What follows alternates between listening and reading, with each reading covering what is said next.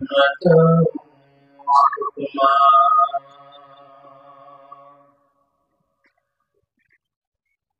وأنعم بالنعم ابتلاء وامتحانا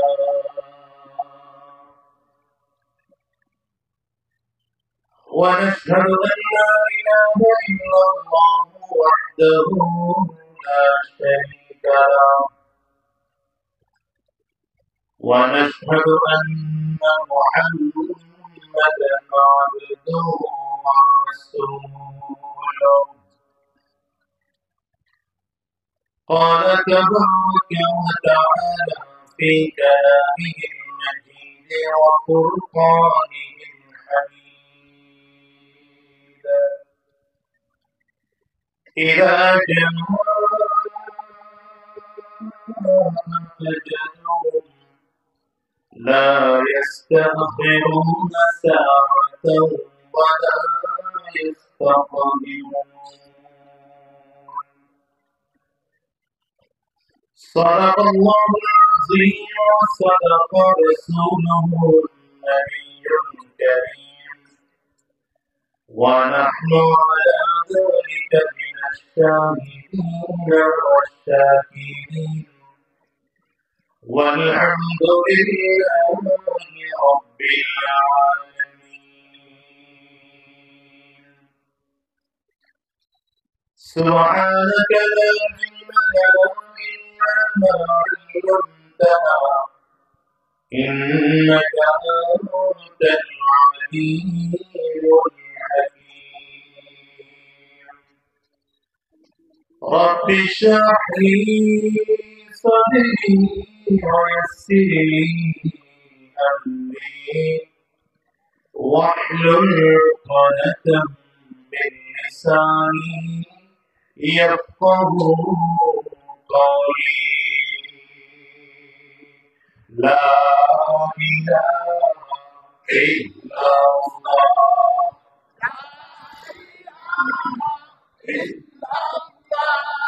لا إله إلا الله لا إله إلا الله لا إله إلا الله لا إله إلا الله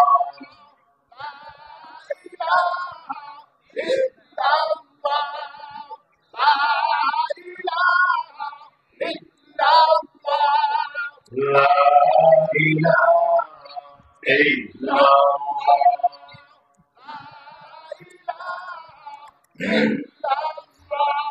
لا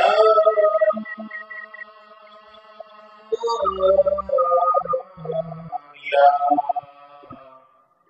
إلا محمد رسول الله বাংলাদেশের অন্যতম প্রাচীন স্বনামধন্য জামিয়া নওয়াইবা ইসলামিয়া মাদ্রাসা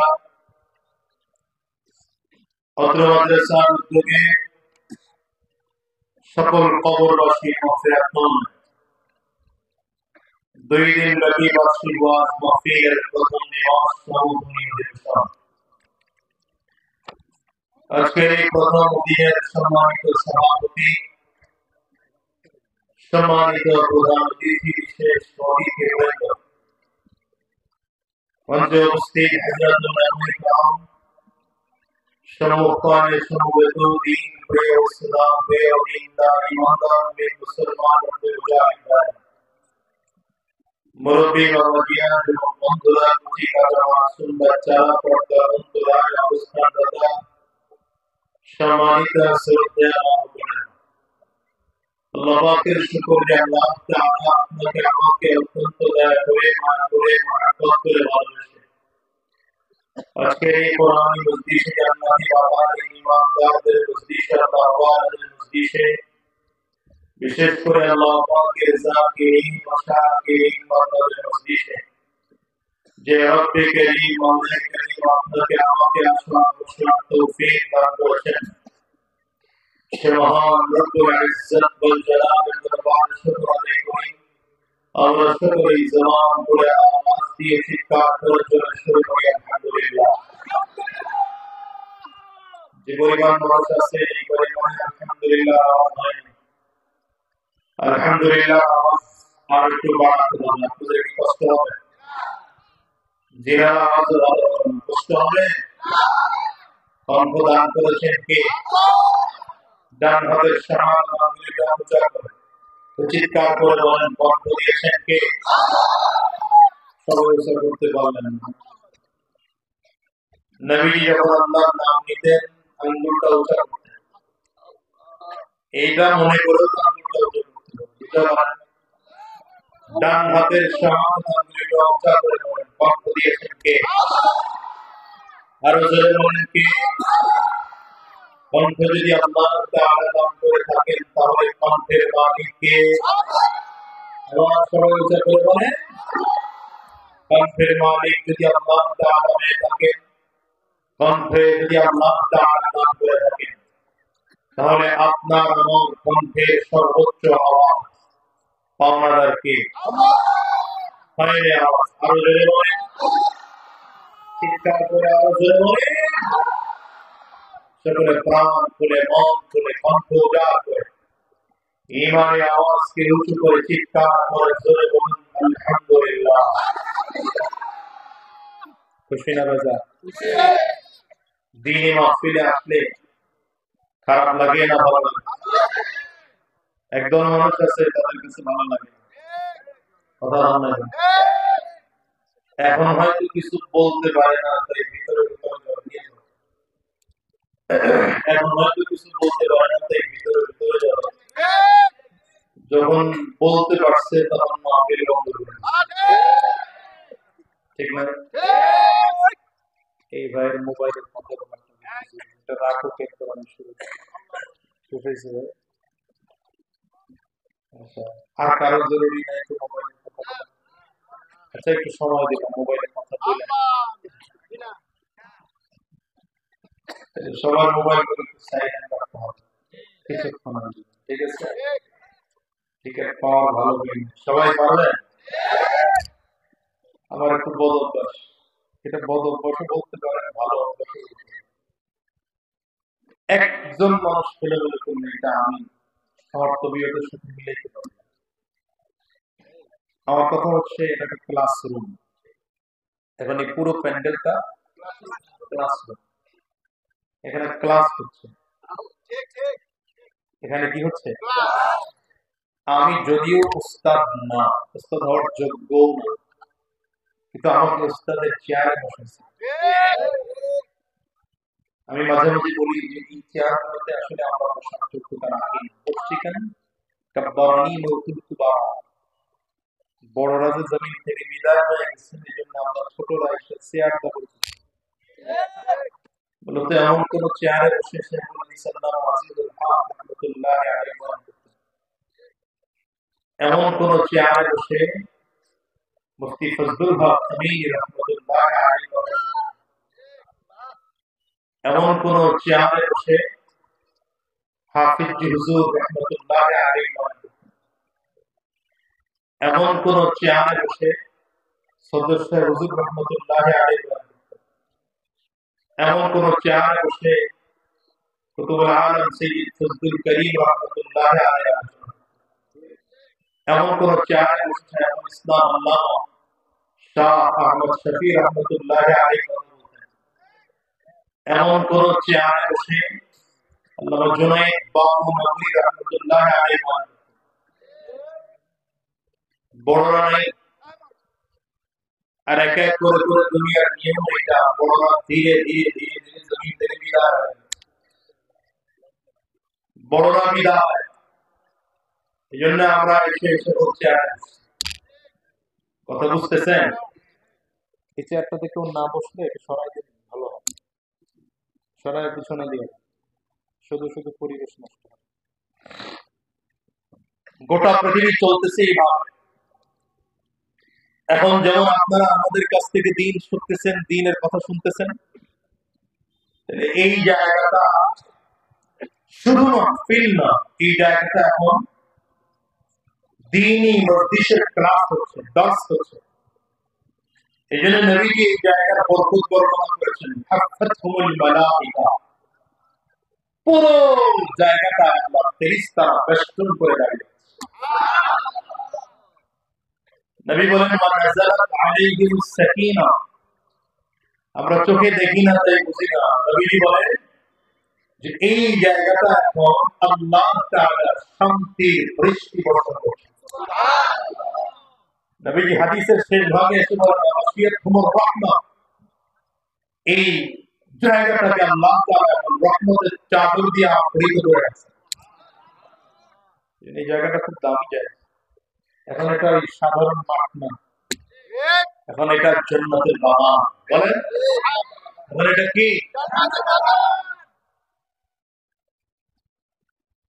তো এই জন্য খুব মনোযোগ দিয়ে বসবেন।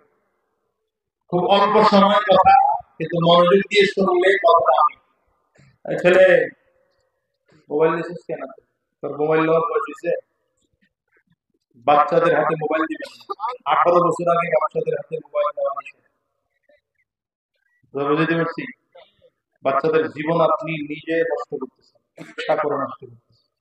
আমি আমার বাসায় আমার বাচ্চাদের আইন করে দিচ্ছি, 18 বছর আগে মোবাইল চালানো চলবে, নিষেধ।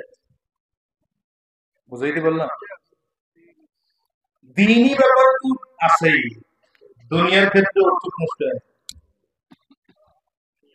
এনার্জি নষ্ট হয়ে যায়। বাচ্চাদের ব্রেন ওই একটা জায়গা, কেউ দৌড়াবে, খেলাধুলা করবে, পাহাড় পর্বত মারবে, গাছ পাইবে, হাত পা ছিঁড়বে, ভাঙবে, এটাই ওর জীবন সত্য হবে। মোবাইল দিয়ে বসে রাখতে পারবো, ভাত খেতে চায় অধিকাংশ এটা, ওই যে বাপ এটা বিচার দেয় যে আমার বলা ভাত খেতে চায় না, মোবাইল না দিলে। তো কপাল খারাপ আপনার, আপনি দিয়েছেন কেন? আমরা খাই না ছোটবেলায় মোবাইল ছাড়া? কি মুরব্বীরা এখানে যারা আপনারা খান, এত আদর করা খাওয়া মানে ল্যাকটোজেন কারে কই চিনি তো নাই। কি এখন ল্যাকটোজেন 1 2 3 4 5 আরো কত কিছু। 6 মাস 7 মাস হয়ে গেছে, আমি বহুত দেখছি। আমাদের সেই মুরব্বীদের অভিজ্ঞতা আরো বেশি। কতগুলা খিচুড়ি রান্না করে দিয়ে গেছে, খাইলে খান, না খাইলে তোরটা তুই বুঝে না। কি এটা ছিল এই কারণেই আনোয়ারটা কাশ্মীরি তৈরি হয়েছে, এখন তৈরি হয় না। কি কথা বল না? এখন এলেম বহুত আছে, শেখুল ইসলাম আল্লামা শাহ আহমদ শফী তৈরি হয়। আলেম তো বহুত আছে, এখন শেখুল হাদিস আল্লামা আজিজুল হক হয় না। আলেমের তো অভাব নাই, পীরের তো অভাব নাই, তো কালো মানিক সৈয়দ ফজলুল করিম তো তৈরি হয়। কি কথা বল না? আপনারা যতই কোন দেশ আধুনিক চালাচ্ছি, গণতন্ত্র দিয়ে চালাচ্ছি, কি দিয়ে চালাইতেছে? এই গণতন্ত্রের আবিষ্কারক কে? কবে? এখন জন্মগ্রহণ করছে, আরো 50 বছর আগে জন্মগ্রহণ করে। কি কথা বল না? এটাও তো ওল্ড মডেল একটাই আপনারা গ্রহণ করতেছে। রাজতন্ত্রের থিওরি তাও তো 50 বছর আগের থিওরি, 100 বছর আগের থিওরি। সমাজতন্ত্রের থিওরি তো আগের থিওরি, বরঞ্চ এই থিওরিকে বহুত ভুল প্রমাণিত হয়েছে। আমরা এই জন্য বলি গণতন্ত্র বাদ, সমাজতন্ত্র বাদ, রাজতন্ত্র বাদ, চলবে ইসলামী শাসনতন্ত্র। এই তন্ত্র আজ থেকে 1450 বছর আগে জমিনে আসা প্রতিষ্ঠিত হওয়ার পরে আজ পর্যন্ত ইসলামের মধ্যে কেউ ভুল বের করে দেখাতে পারে, পারছে না, কিয়ামত পর্যন্ত পারবে না। বরঞ্চ এই যুগে এই তন্ত্রের থিওরি হচ্ছে এটা। রাসূলুল্লাহ সাল্লাল্লাহু আলাইহি ওয়াসাল্লাম ইসলামী শাসন মদিনা থেকে কায়েম করছেন। হিজরত করে মদিনাতে গেলেন। নবী মদিনায় ইসলামী রাষ্ট্র চালাইছেন কত বছর? কন্যা কথা কন্যা 10 বছর, 10-11 বছর, 10 বছর ধরলাম, কমাই ধরলাম। নবীজির ইন্তেকালের পরে আবু বকর সিদ্দিক রাদিয়াল্লাহু আনহু খলিফাতুল মুসলিমিন হয়েছেন, ঠিক না? কত বছর? ওই বাকিটা বাদ দেন, 2 বছর। তাহলে 10 আর 2 কত হলো? হযরত ওমর ফারুক রাদিয়াল্লাহু আনহু রাষ্ট্র পরিচালনা করেছেন 10 বছর। ওই 6 মাস বাদ দিলাম, তাহলে কত হলো? 12 আর 2 12 আর 10 22। হযরত ওমর রাদিয়াল্লাহু আনহু শাসনামলের মাঝামাঝি, তার মানে 5 ফেলে দেন, তার মানে কত থাকে? 17 বছর। 12 আর 5, এই 17 বছরে মদিনার অবস্থা এমন ছিল যে মানুষ যাকাতের সম্পদ নিয়ে দাঁড়িয়ে থাকতো, দিবে কাকে, দেওয়ার লোক খুঁজে পাওয়া নেই। আপনি কিছুই বোঝেন না, কি বুঝছেন?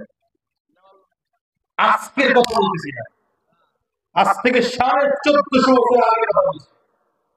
যেই যুগে ইন্টারনেট ছিল না, মোবাইল ছিল না, কম্পিউটার ছিল না, ক্যালকুলেটর ছিল না, এগুলো কিচ্ছু ছিল না, যোগাযোগ মাধ্যম এত ভালো ছিল না। সেই যুগে শুধুমাত্র ইসলামী শাসন, নবীজির আদর্শ মদিনায় কায়েম করার কারণে চিত্রটা এমন হয়েছে, প্রত্যেকটা মানুষ মধ্য আয়ের জায়গায় গিয়ে পৌঁছে গেছে। আর এখনকার অবস্থা, বাংলাদেশে 53 বছর হয়ে গেছে, 50 বছর বহু আগে উদযাপন করছে, তো এখনো আমার স্কুল কলেজ ইউনিভার্সিটির ছাত্রদের লেখাপড়া বন্ধ করে দিয়ে রাজপথে নামতে হয় বৈষম্য বিরোধী ছাত্র আন্দোলনের জন্য। কি কথা কম লাগে? তার মানে এই জাতির কপাল যে পোড়া, ঠিক মতোই পোড়া, কথা হয় না। স্বৈরাচার বিদায় করলাম, 2 মাস, 2.5 মাস, 3 মাস হলো না, এর মধ্যে হঠাৎ করে তাকিয়ে দেখি আরেক স্বৈরাচার রুকি দিয়ে তাকায়। কেউ কথা বল না। এই জন্য আমি আমার বক্তৃতায় বলে থাকি, আমার ছাত্র ভাইদেরকে বলবো, যারা বৈষম্য বিরোধী আন্দোলন করেছ, এখন আর সেই সময় নেই। 47 আমরা রক্ত দিয়েছি ইংরেজ থেকে মুক্ত হওয়ার জন্য, 71 রক্ত দিয়েছি পাকিস্তান থেকে মুক্ত হওয়ার জন্য, 24 রক্ত দিয়েছি স্বৈরাচার মুক্ত হওয়ার জন্য। আগামীতে নতুন করে আরেকটা রক্ত দেওয়ার প্রয়োজন হতে পারে। যদি সেই রক্ত নেই, তো রক্ত দেব ইসলাম কায়েম করার জন্য। ইনশাআল্লাহ যদি রক্ত দেওয়ার দরকার হয়, রক্ত দিব, জীবনটাও যদি দিতে হয়, ওলামায়ে কেরামের নেতৃত্বে কোরআন কায়েমের জন্য জীবন দিতে তৈয়ার করা হয়। দুহাত উঁচু করে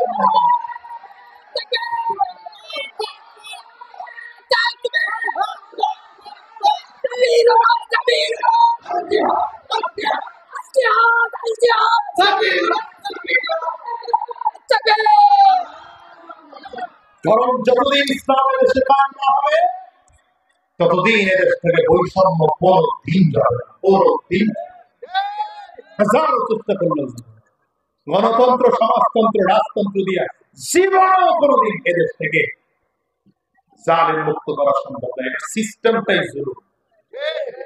আমি মাঝে মাঝে উদাহরণ দিয়ে বলি, আপনাদের এই যে নদী আছে না, নদীর মধ্যে জাহাজ চলে, ট্রলার চলে, লঞ্চ চলে, জাহাজের উপরে সাইলেন্সারটা উপরে দেওয়া থাকে, সাইলেন্সারটা প্রচন্ড গরম থাকে। এক বোকা আহম্মদ দিয়ে সাইলেন্সারে পিঠ ঠেকায় দিল, পিঠ ঠেকায় দিলে ভালো থাকবে না, পড়তে থাকবে চামড়া। এই পিঠ ঠেকায় বলতেছে, আফসোস, মরে গেলাম, জ্বলে গেলাম, শেষ হয়ে গেলাম, বাঁচাও আমারে, পিঠ পড়ে গেল। বুদ্ধিমান একজন কি আপনার বেটা পিঠটা সরাই দিতে পারে না? পিঠ সরানো না, পিঠ সরাবে না, আগুন থেকে পিঠ সরাবে না, কিন্তু জ্বলা থেকে বাঁচতে চায়। গণতন্ত্র ছাড়বো না, ইসলাম চাই। গণতন্ত্র ছাড়বো না, শান্তি চাই। রাজতন্ত্র ছাড়বো না, শান্তি চাই। সমাজতন্ত্র ছাড়বো না, শান্তি চাই। খোদা কসম কোনদিন হবে। আপনারা ঠিক জোরে বলতেছেন, আমি দেখতেছি। ঠিক বললেও এটা ঠিক, না বললেও কথা নেই। রাগ করতেছেন? রাগ করতেছে কার কার? আসলে দেখতে হবে। আল্লাহ কবুল করুন। জোরে বলেন। এই যে আমরা এখানে যারা বসছি আমরা সব ছাত্র, আমরা সব না সব ছাত্র, কেউ সব ছাত্র আমাদের উস্তাদকে নবীজি বলেন, উস্তাদকে আমার সাথে কথা বলে মুখ বন্ধ করে আমার আওয়াজ শোনা যায় না, আমি পড়তেও পারি না, আমরা বুঝতে পারি না। আমরা সব নবীর ছাত্র, আমাদের উস্তাদকে। তবে আমরা হলাম ইনডাইরেক্ট ছাত্র, ভায়া সূত্রের ছাত্র। সাহাবায়ে কেরাম ছিলেন নবীজির ডাইরেক্ট ছাত্র। আবু বকর সিদ্দিক রাদিয়াল্লাহু আনহু, ওমর ফারুক রাদিয়াল্লাহু আনহু, উসমান বিন আফফান রাদিয়াল্লাহু আনহু, আলী ইবনে আবি তালিব রাদিয়াল্লাহু আনহু, ওনারা ছিলেন নবীজির ডাইরেক্ট ছাত্র। ঠিক আছে? আর আল্লাহর নবী জমিনে আসছিলেন উস্তাদ হইয়া, বুইস্তু মুআল্লিমা, নবীকে আমাকে পাঠানো হয়েছে উস্তাদ বানায়। এই জন্যই আল্লাহ তাআলা গোটা পৃথিবীর মানুষের উস্তাদ বানাবেন। এই জন্য নবীকে দুনিয়া কারো কাছে শিখতে আল্লাহ দেন না। কথা বলেন না? নবীজি দুনিয়ার কোন স্কুলে পড়েছেন, কোন মাদ্রাসায়, কোন কলেজে? যে আস্তে কথা বলেন,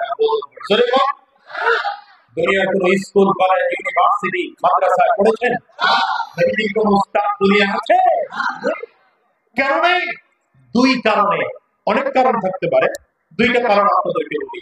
এক নম্বর কারণ, দুনিয়াতে যদি আমার নবীর কোন উস্তাদ থাকতো তাহলে ছাত্রের তুলনায় উস্তাদের মূল্য বেশি হয়। ব্যাপারটা এমন হতো, নবীর চেয়ে নবীর উস্তাদের মূল্য বেশি। কথা কয় না? কিন্তু পদ্ধতি কি না, গোটা পৃথিবীর উপরে আল্লাহ পরে, গোটা মাখলুকের উপরে যার সম্মান, আল্লাহ পরেই যার সম্মান, সেটা আমার নবীর সম্মান। দ্বিতীয় নম্বর, যদি আমার নবী দুনিয়ার স্কুল, কলেজ, ইউনিভার্সিটি, মাদ্রাসায় লেখাপড়া করতেন তো কাফির মুশরিকরা বলতো, আরে মুহাম্মদ আগের থেকেই লেখাপড়া জানে, এই মুহাম্মদ কোরআনটা বানাইছে, যেন এই এক্সাম আমার নবীকে দিতে না পারে। জন্য আমার নবীকে আল্লাহ তাআলা দুনিয়ার কাউকে কারোর কাছে লেখাপড়া করার সুযোগই দেন নাই। হ্যাঁ, নবী বলেন, যদিও দুনিয়ার কোনো লেখাপড়া কারোর কাছে আমি করি নাই, তো আমাকে যতটুকু শিখিয়েছেন আমার আল্লাহ আমাকে উস্তাদ হইয়া শিখিয়েছেন। আল্লামানি রাব্বি আল্লামানি রাব্বি ফাহসানা তা'লিমি আদবানি রাব্বি ফাহসানা তা'দিবি। নবী আমার বলেন, দুনিয়ার কারোর কাছে আমি লেখাপড়া করি নাই, আমাকে যতটুকু জ্ঞান শিক্ষা দেওয়ার আল্লাহ তাআলা আমাকে জ্ঞান শিক্ষা দিয়েছেন।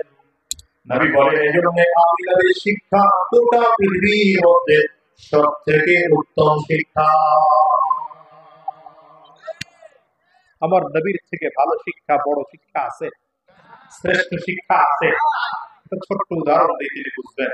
এই বলেন তো, একজন মানুষ দুনিয়ার লাইনে সব অর্জন করেছে, কিন্তু আসমানি জ্ঞান তার নাই, কোরআনি জ্ঞান তার নাই, ইলমের জ্ঞান তার নাই, হ্যাঁ, দ্বীনের জ্ঞান তার নাই, তাওহীদের জ্ঞান নাই, রিসালাতের জ্ঞান নাই, বলেন সে মানুষটা শিক্ষিত না মূর্খ? মূর্খ। আস্তে করে না, জোরে বলেন, মূর্খ। মূর্খ, হ্যাঁ। কিন্তু একজন মানুষ দুনিয়ার কোনো লেখাপড়া জানে না, ডাক্তার না, ইঞ্জিনিয়ার না, অ্যাডভোকেট না, পাইলট না, ব্যারিস্টার না, কিচ্ছু না, তো তার মধ্যে আসমানের জ্ঞান আছে, তাওহীদের জ্ঞান আছে, রিসালাতের জ্ঞান আছে, কোরআনের জ্ঞান আছে, ওয়াহীর জ্ঞান আছে। আল্লাহর কোরআন বলছে এই মানুষটা পৃথিবীর সবথেকে শ্রেষ্ঠ শিক্ষিত মানুষ। এর বাস্তব উদাহরণ আমার নবী। কে বলেন? বলেন না কে? কারণ নবী দুনিয়ার কোন স্কুলে, কলেজে, ইউনিভার্সিটি, মাদ্রাসায় কোথাও পড়েন নাই। নবীজির কোন দুনিয়ার শিক্ষকই নেই। লেখাপড়া করেছেন কে? আঙ্গুলটা উঁচা করে চিৎকার করে কে লেখাপড়া করিয়েছেন? যদি আপনি দুনিয়ার সকল শিক্ষিত মানুষদের তালিকা করেন, বলেন তো সবার উপরে কার নামটা দিবেন? বুঝেন কার নাম দিবেন? এটা কি 100 ভাগ ঠিক বললেন? আচ্ছা, আমি না তালিকা করলে আমার নবীর নাম আমি সবার উপরে দেব। যদি এই তালিকা 30টা করে, কম না কারণ দিবে। এই তালিকা বৌদ্ধরা করে, ইহুদিরা করে, আল্লাহু আকবার, হিন্দুরা করে। এটা কিন্তু অক্সফোর্ড ইউনিভার্সিটি খ্রিস্টানদের দ্বারা পরিচালিত। সেখানে পৃথিবীর 100 মনীষীর তালিকা করা হয়েছে। আশ্চর্যের বিষয়, সবার উপরে খ্রিস্টানরা, সবার উপরে আমার নবীর নাম দেওয়া হয়েছে। আল্লাহ তাআলা নিজে উস্তাদ হয়ে আমাদেরকে ছাত্র বানাইয়া, নিজে পর্যাপ্ত পরিমাণ শিখে নবীকে এবার গোটা জাতির উস্তাদ বানিয়ে পাঠিয়েছেন। এবার নবী বলেন, বুইস্তু মুআল্লিমা, আমি গোটা জাতির উস্তাদ হয়ে দুনিয়ার মধ্যে এসেছি। এবার আমার নবী গোটা জাতির উস্তাদ, এমন ছাত্র আমার নবী বানাইলেন, সেই ছাত্র নবীর কাছে লেখাপড়া করার জন্য। আচ্ছা, উস্তাদ কেমন দামি, ছাত্র কেমন দামি, যে উস্তাদের কাছে লেখাপড়া করলে জান্নাতের সার্টিফিকেট পাওয়া যায়, যে উস্তাদের কাছে লেখাপড়া করলে জান্নাতের সার্টিফিকেট পাওয়া যায়। আবার ছাত্রই কেমন দামি, যেই ছাত্ররা যোগ্যতা থাকলে দুনিয়াতে থাকা অবস্থায় জান্নাতের সার্টিফিকেট পাওয়া যায়। নবীজি কেমন করে সার্টিফিকেট দেয় জান্নাতের? রাসূলুল্লাহ সাল্লাল্লাহু আলাইহি ওয়াসাল্লাম বদরের ময়দানে যারা শহীদ হয়েছেন, শুধু শহীদ না, যারা উপস্থিত ছিলেন, আল্লাহ তাআলা তাদের জিন্দেগির গুনাহ মাফ করার ঘোষণা দিয়েছেন। উহুদে যারা শহীদ হয়েছেন, উপস্থিত হয়েছেন, টোটাল শহীদদের সকল উহুদের মুজাহিদদেরকে আল্লাহ মাফ করার ঘোষণা দিলেন। খান্দকের মুজাহিদদের মাফ করার ঘোষণা দিলেন। আল্লাহু আকবার। শুধু তাই না, নবীজি নিজে এক এক করে এক একজন সাহাবীকে ধরে ধরে জান্নাতের সার্টিফিকেট দিয়েছেন। জিবরিল আমিন একবার আসছেন, যদিও বর্ণনার দিক থেকে একটু দুর্বল, আপনারা দুর্বল হাদিস দিয়ে ওয়াজ করবেন না, তো ফজিলতের ক্ষেত্রে দুর্বল হাদিস বর্ণনা করা যায়। সহিহ হাদিস হলো সেই ক্ষেত্রে মাসআলা প্রমাণ, মাসআলা ইস্তিনবাত করার ক্ষেত্রে সহিহ হাদিস দলিল লাগে। তো কোন বিষয়ের ফজিলত বর্ণনা করতে সহিহ হাদিস বর্ণনা করা যায়। আবু বকর সিদ্দিক রাদিয়াল্লাহু আনহু নবীজির প্রথম কালিমা পড়নে वाला মুসলমান, ঠিক না? কথা বল না। জিবরিল আমিন একবার আসছেন নবীর কাছে, নবীজি তাকায় দেখেন জিবরিল আমিনের পরনে জুব্বাটা ঝালার চোখের জুব্বা। এই কই যায়?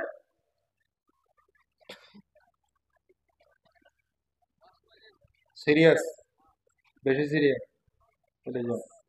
যে আগে বলছি কিন্তু ক্লাস, সুতরাং পারমিশন ছাড়া উঠার চিন্তা করা যাবে। মাত্র শুরু করছি আলোচনা, যা পাইছি তার চেয়ে লোক বাড়ছে আলহামদুলিল্লাহ, কিন্তু সাবধান। আমি পিছন দিকে তারা মিথ্যা কথা বই নেই তো মাথায় ঢুকে, কিন্তু উঠে যাবে না। কিছু মানুষের মজা করেছে 2-10 মিনিট বয়াতে না, সুর ভালো না, যায় গিয়া পায় ওয়াজ জমে নাই। কোরআন হাদিসের কথা, এটা জমারি বা কি আছে, না জমারি বা কি আছে না, ঠিক আছে পাওয়ার ভালো মনে হলো না। কথা কোরআনের, কথা হাদিসের, জমার কি আর না জমার। তো জিবরিল আমিন আসছে, দুইজনের এক লগে করছে, কেহেছি না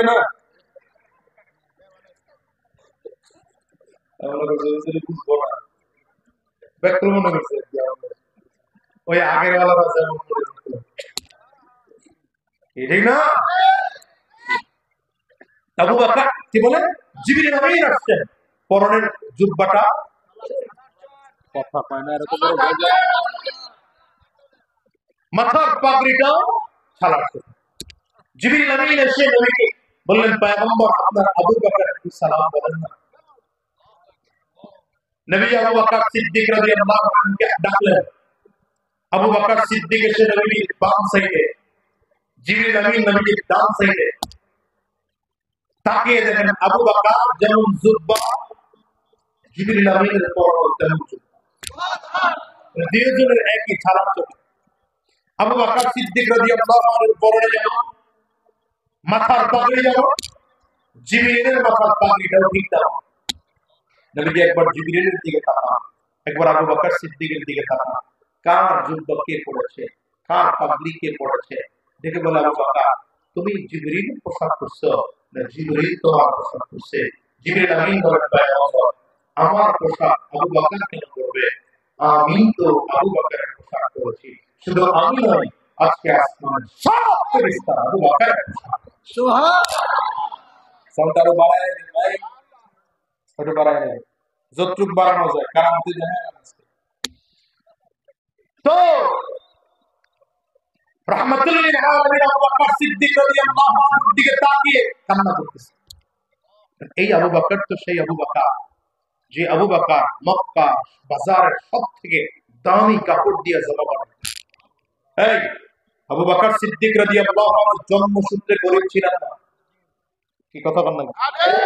জন্মসূত্রে গরীব ছিলেন না, আজকে সারা চাঁদ পড়ে ঘুরতেছে। এই আবু বকর সিদ্দিক তো মক্কার বাজারের সবচেয়ে বড় ব্যবসায়ী ছিলেন, মক্কার বাজারের দামি কাপড় দিয়ে জামা বানাইতেন আবু বকর। আজকে তো ফকির হয়ে গেলেন, তো গরীব হয়ে গেলেন কেন?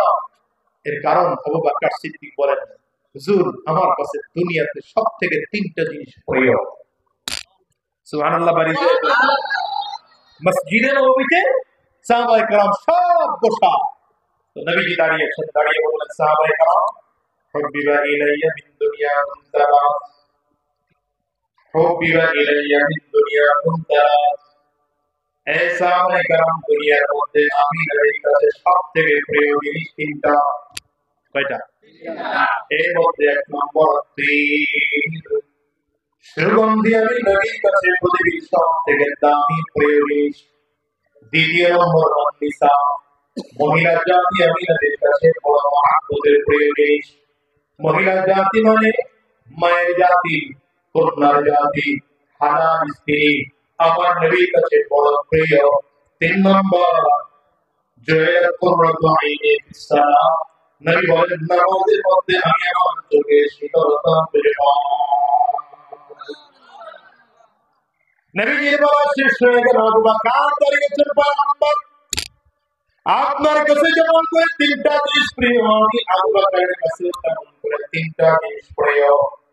এর মধ্যে এক নম্বর প্রিয় আন-নাযরু ইলা ওয়াজহি রাসূলিল্লাহ, পয়গম্বর আপনার সুন্দর চেহারার দিকে তাকিয়ে থাকা আমি আবু বকরের কাছে সবথেকে প্রিয়। এক নম্বর। দ্বিতীয় নম্বর ইনফাকুল মালি আলা রাসূলিল্লাহ, আমার যত সম্পদ আছে সব সম্পদগুলো আপনার জন্য খরচ করা আমার কাছে প্রিয়। আবু বকর বলেন পয়গম্বর আমার তিন নম্বর প্রিয় একটা বাচ্চা মেয়ে আছে, নাম তার আয়েশা। আমার বারবার করে মনটা চায় আমার এই আয়েশাকে আপনার কাছে দিয়ে দেব। নবী আমার প্রস্তাব শুনে হ্যাঁ বলেন না, নাও বলেন না, চুপচাপ করে বসে আছেন। হঠাৎ করে কিছুক্ষণের মধ্যে জিবরিল আমিন নামছেন আসমান থেকে, রেশমি একটা রুমাল নিয়ে এনেছেন জিবরিল আমিন। নবীর হাতে রেশমি রুমালটা দিয়ে বললেন পয়গম্বর এই রেশমি রুমালটার মধ্যে দেখি একটা মেয়ের ছবি আছে। আল্লাহ তাআলা বলেছে মেয়েটাকে যদি পছন্দ হয় বিয়ের প্রস্তাব আমার আল্লাহ নিজে দিয়ে পাঠাইছে। আম্মা জানা সিদ্দিকা রাদিয়াল্লাহু আনহার বিয়ের প্রস্তাব আবু বকর সিদ্দিক আগে নবীর কাছে দিয়েছেন, আল্লাহ তাআলা প্রস্তাব দিয়ে পাঠাইছেন। আমার নবী আগে প্রস্তাব দেন নাই রে মুসলমান। এরপর যদি আজকে 1450 বছর হয়েছে, কোন বদমাশ যদি আমার নবীকে নারী নবী বলে গালি দেয়, আমার নবীকে দর্শক বলে গালি দেয়, আমার নবীকে বাচ্চা নবী বলে গালি দেয়, বুঝতে হবে ওর মাথায় কুকুর পেশাব করেছে, বাংলার জমিনে বসবাস করার অধিকার না। এতদিন আমরা হাজারো দাবি করেছি সরকারের কাছে, সরকার আমাদের দাবি তোয়াক্কা করে পাত্তা দেয় না। এবার আমরা দাবি তুলতে চাই, কারণ আমাদের ধর্ম উপদেষ্টা এমন একজনকে পেয়েছি যিনি আলেম মানুষ, যিনি আমাদের একজন মানুষ, যিনি ইসলাম বোঝেন, কোরআন বোঝেন। আমরা ধর্ম উপদেষ্টার কাছে দাবি করতে চাই না, ধর্ম উপদেষ্টা আপনার মাধ্যমে নতুন করে সংবিধানে আইন পাস করতে হবে। কেউ যদি আমার নবীকে গালি দেয়, ইসলাম নিয়ে কথা বলে, আল্লাহ নিয়ে কথা বলে, কোরআন নিয়ে কথা বলে, ওলামায়ে কেরামদেরকে গালি দেয়, ওর ফাঁসির রায় কার্যকর করে বাংলাদেশের সংবিধান সংশোধন করতে হবে। দুই হাত উঁচা করে আল্লাহকে দেখাও। কাফের কাফের কাদিয়ানীরা কাফের, নবীর পরে নবী নয়, নবীর পরে নবী নয়।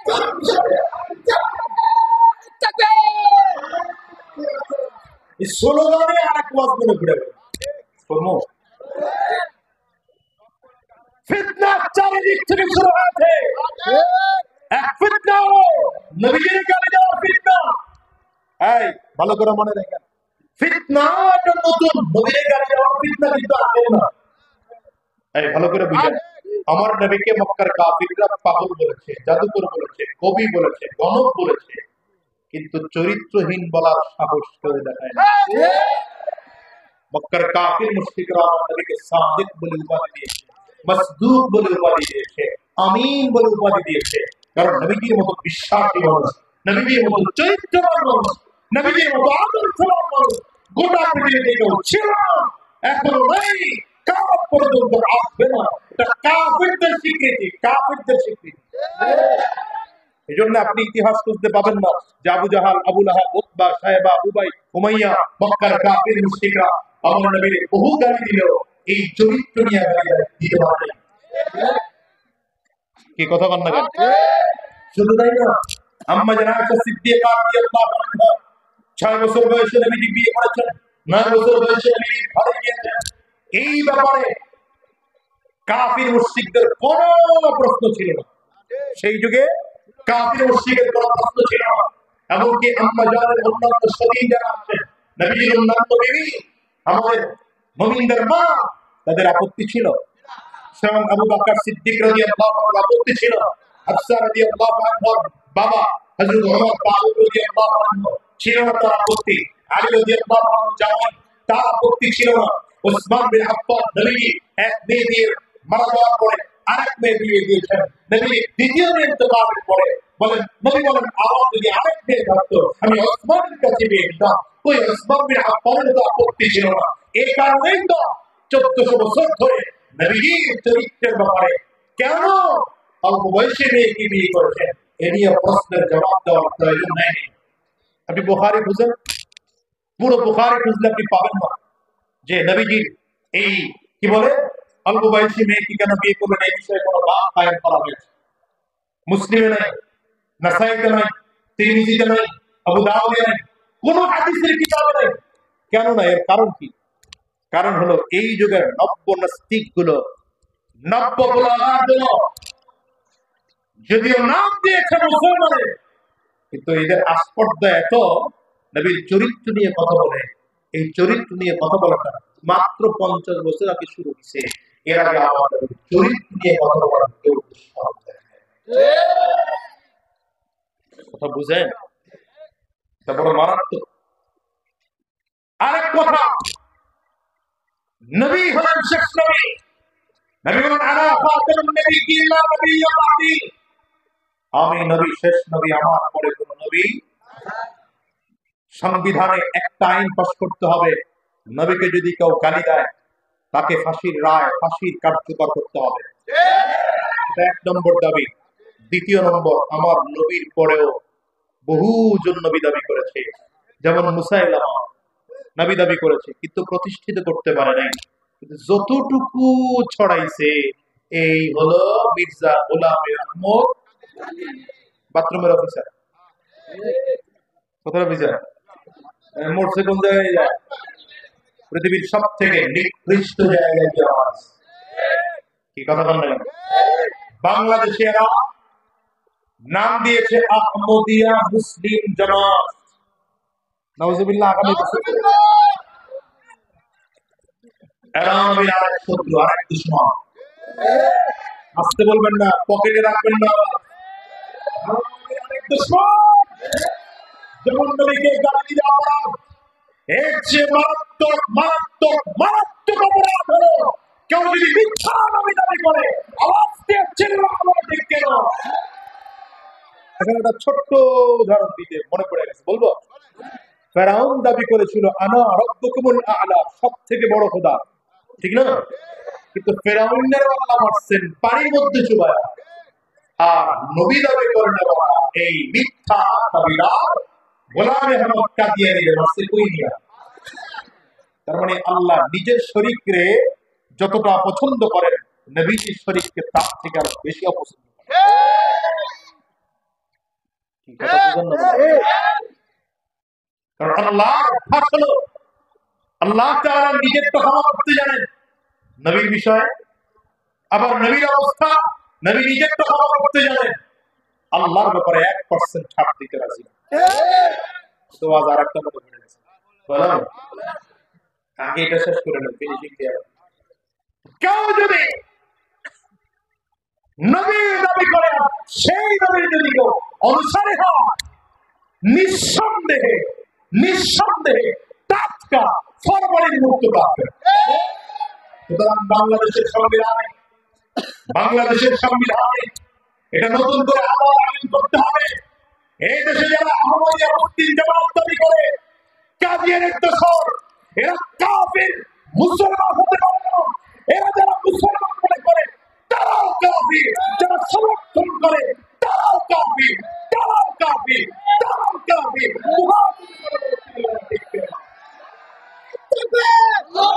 এজন্য স্লোগান হবে নবীর পরে নবী নবী, সংসদে আইন চাই, সংসদে নবীর পরে সবাই বলে না, নবীর পরে নবী নবী, ঠিক আছে তো? নবীর পরে নবী নবী, সংসদে আইন চাই, ঠিক আছে নি? মনে থাকবে?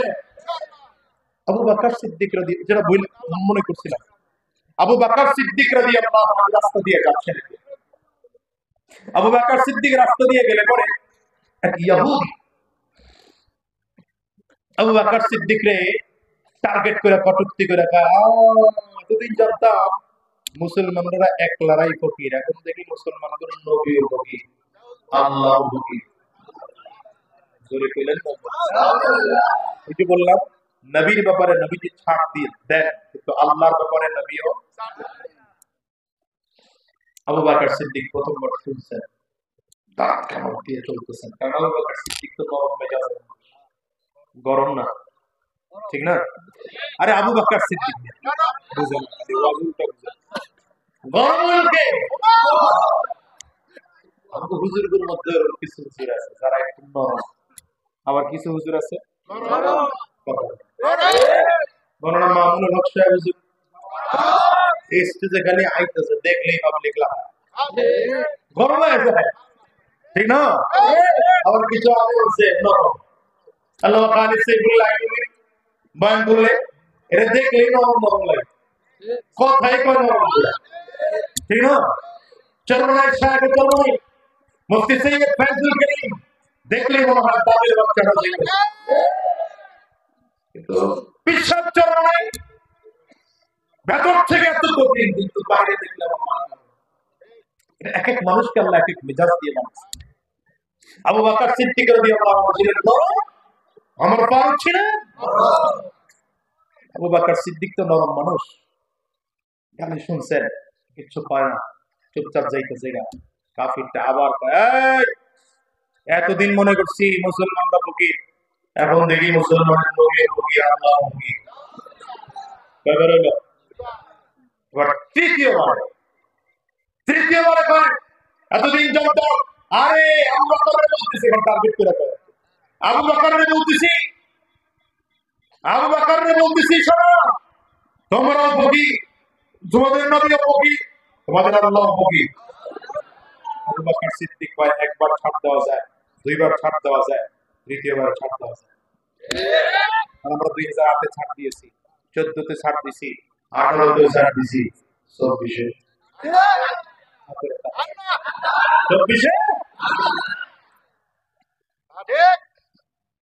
যদিও রাজনৈতিক নেতারা পায় আমরা পারবো না, এর নাম আরো সম্ভব না, পাবলিক দ্বারা দ্বারা করতেছিল, আল্লাহ গজব যারা সম্ভব না, এজন্য আল্লাহ তার বাচ্চা দিতে পাঠাই দিয়েছে, যা এগুলো বালি গিয়ে না বাবা থেকে রাস্তা স্কুল কলেজ ইউনিভার্সিটি থেকে ছোট ছোট বড় একটা তো বয়সের লোকে মন্ত্রী বলে এত কম বয়সী বড় রাস্তায় নামিয়ে দাবানল তৈরি করেছে। দুপুরের খাবার পাকানো থাকলেও না খাইয়াই দাবার আছে।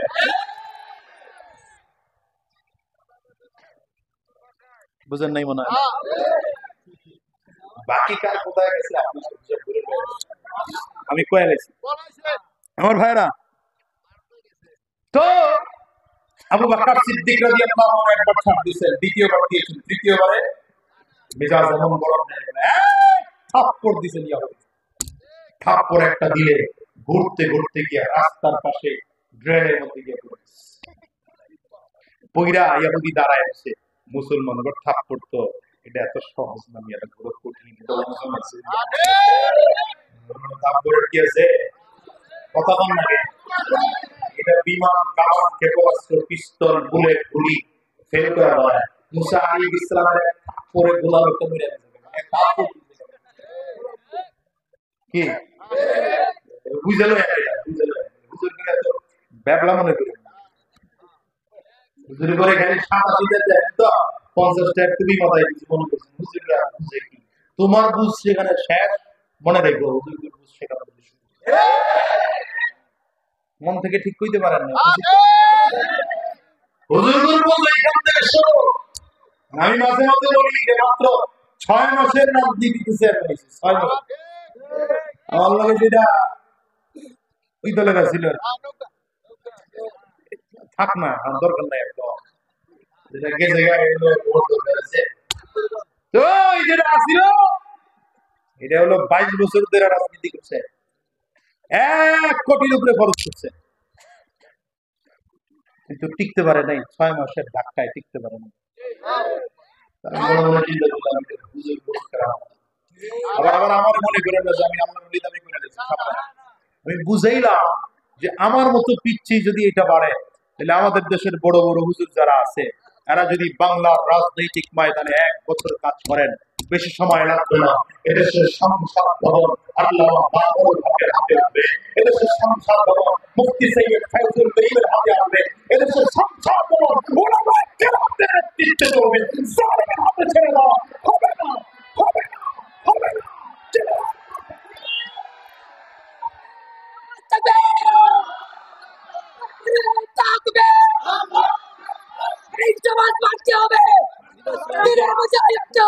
আপনাদের সমস্যা একটা, হুজুররা রাজনীতিতে দাঁড়াইলে আপনাদের শান্তি করা হয়েছে।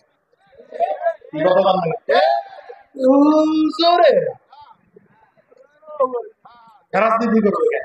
এই বেটা হুজুররা রাজনীতি করবে না, করবে চোরে না, কথা বলেন না কেন? রাজনীতি করার অধিকার একমাত্র আছে। আমার লগে খালি ঠিক মিলায় না, মাহফিল থেকে বের হয়েও ঠিক করেন।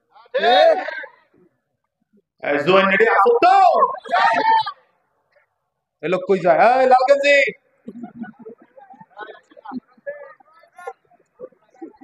যাওয়া যাবে না। কয়টা 11:30 বাজে না, মনে করছি কম বাজে। খাইরা দিয়ে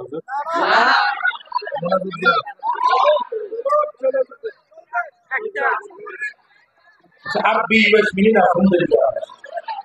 অল্প সময় শেষ করে দিতেছি। আগামীকালকার আবার আছে না, আপনাদেরও তো ব্যস্ততা আছে বুঝি, আবার আপনারা যা ব্যস্ততা আছে আমরা বেশি ব্যস্ত।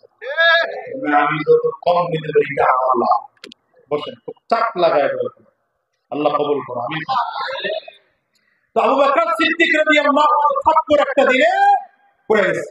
ও ওখানে পড়ে গেছে, উঠে না, ভয় উঠলে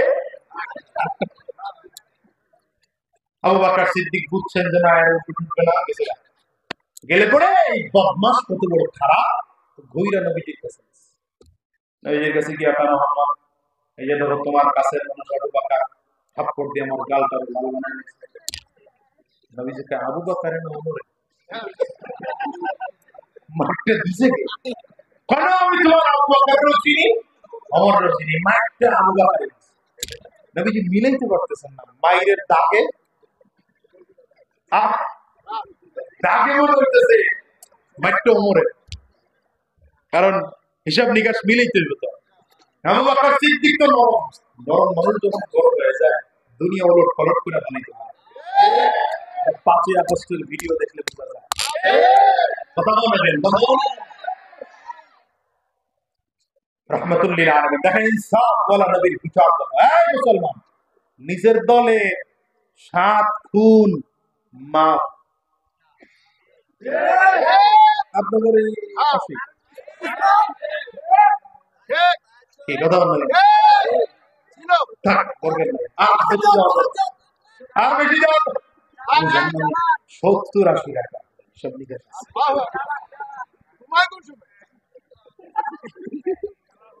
আল্লাহ কি ধুইয়া কি ওয়াজ করতেছি, পাবলিক চিন্তা করতেছি। কিছু মানুষের মন খারাপ হয়ে যাচ্ছে, চেহারার কালার পরিবর্তন ডিসকালার হয়ে যাচ্ছে।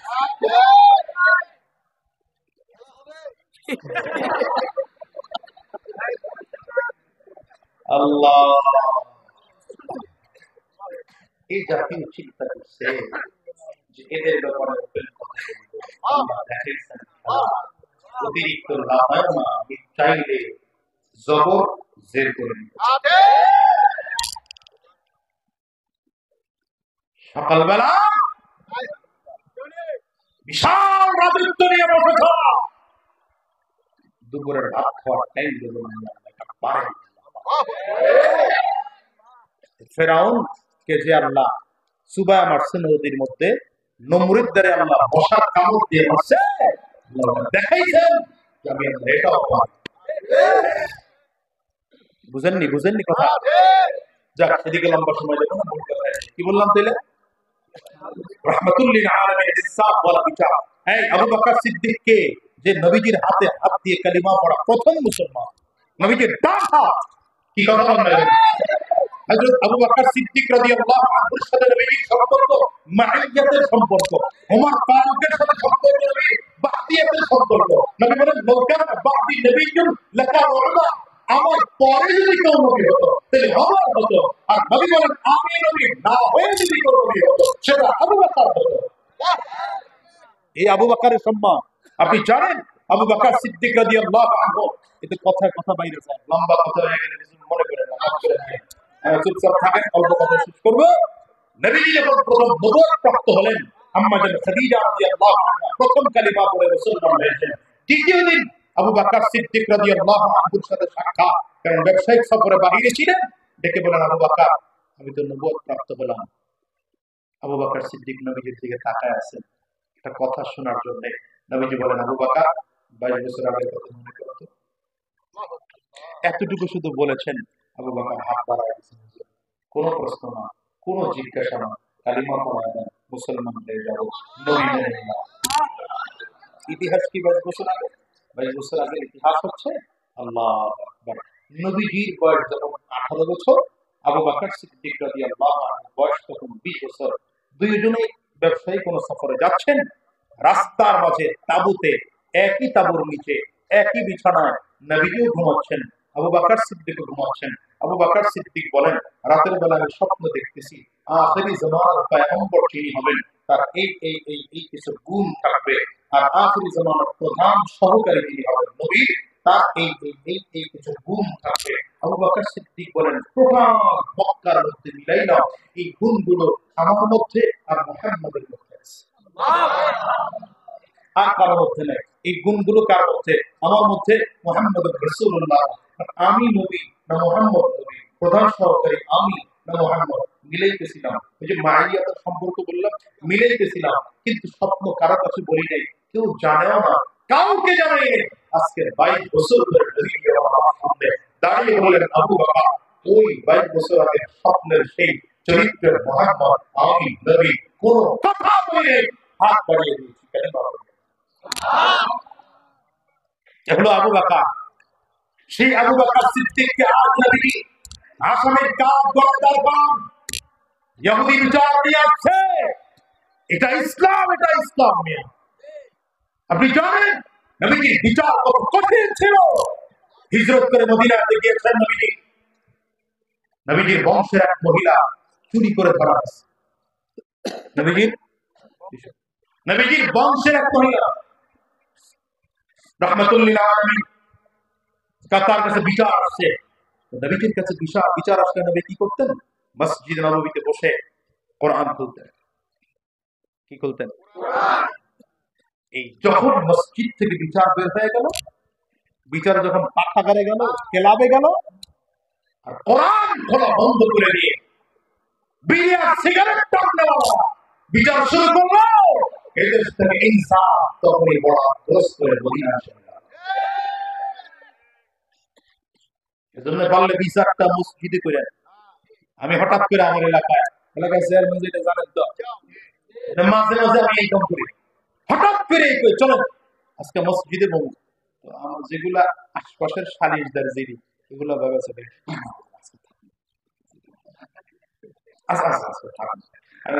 নেই, প্যান্ট ঠিক নেই, কারো কিছু ঠিক নেই, শুধুমাত্র মসজিদে দেখা হবে অর্ধেক দেশের জুলুম বন্ধ হবে। সাক্ষী তো মিথ্যা দিতেই পারে না, ও তো মসজিদে। কি কথা বললাম? হালাত দস্তর বানাইছে, সুপ্রিম কোর্ট বানাইছে, কত কিছু বানাইছে, ওই জায়গা তো মিথ্যা।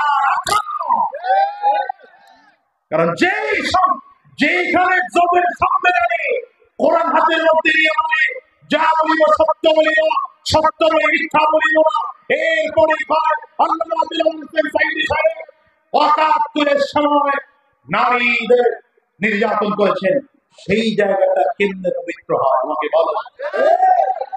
এখন আমরা হুজুররা যদি বলি যে ওটা ভেঙে গুড়িয়ে দাও, তাইলে তোমরা দেশদ্রোহী মামলা দিবে। পবিত্র জায়গা হয় কি করে বলো? কোরআন শরীফ হাতে নিয়ে কি বলছে? যা বলিব সত্য বলিব, সত্য বই মিথ্যা বলিব না। দাঁড়ায় কি কয় না, সাঈদী সাহেব ৭১-এর সময় নারী নির্যাতন করেছে, আল্লামা মামুনুল হক সাহেব নারী ধর্ষণ করেছে, আল্লামা খালিদ সাইফুল্লাহ আইয়ুবী গুলিস্তানে ককটেল নিক্ষেপ করেছে, আমার উস্তাদ এই যে মাদানী নগর মাদ্রাসা নায়েবে মুহতামিম মাওলানা আল্লামা আলী আকবর সাহেব হুজুরের বিরুদ্ধে মামলা দেওয়া হলো। কি দেখানো হলো? কি বলে রমনা বটমূলে হামলা করেছে। আমি হুজুরের জিজ্ঞেস করলাম, হুজুর আপনি রমনা বটমূল গেলেন কেন? আমি গেলাম কি, চিনিই তো না। আসলে হুজুরকে যারা ছিল ছাত্র আছেন কিনা মাদানী নগরের জানি না। হুজুর এমন একজন বুজুর্গ মানুষ, মাদ্রাসার হক, এর বাইরে হুজুরের যাতায়াতই কম। এক এক করে কুয়াকাটার মাওলানা হাফিজুল্লাহ বলছে কি হিসাব করবে, লক্ষ